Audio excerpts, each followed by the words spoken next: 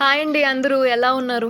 నీరు, నిప్పు, గాలి, దుమ్ము, ధూళి అన్నీ పంచభూతాలన్నీ కూడా మనల్ని ఆపాలని చూసినా, కొన్నిసార్లు మన సంకల్పం గట్టిదైంది అంటే శివుడితో సహా పంచభూతాలన్నీ కూడా మనకి తోడుండి మనల్ని నడిపిస్తూ ఉంటాయి. చేరుకోవాలి, చూడాలి అన్న మా సంకల్పం ఏదైతే ఉందో చార్ధామ్‌ని చూడాలి అని ఎప్పటినుంచో అనుకుంటున్నాం. బట్ ఎప్పుడెప్పుడు వెళ్ళాలి, ఎప్పుడెప్పుడు చూడాలి అని ప్రయాణం స్టార్ట్ అయిన దగ్గర నుంచి అనిపిస్తూనే ఉంది. కానీ నాకో సందేహం కలిగింది. ఈ దారిని ఎలా నిర్మించారు? ఎంతమంది నిర్మించుంటారు? ఇంత పెద్ద కొండని ఎవరు తవ్వుంటారు? అన్న సందేహం అయితే కలిగింది. కానీ చెప్పాను గదా! సంకల్పం గట్టిదైతే అది ఎలా ఉన్నా సరే మనల్ని చేరువ చేస్తుంది అనడానికి ఇదో నిదర్శనం అనిపించింది. పక్కనేమో లోయుంది. ఇక్కడ మనం వెళ్తుందేమో రోడ్డు. ఇటు పక్కేమో కొండ. చూస్తేనేమో అంత ఎత్తుగా ఉంది. ఈ కొండని ఎవరు ఇంతగనం తవ్వేశారు అనిపిచ్చింది.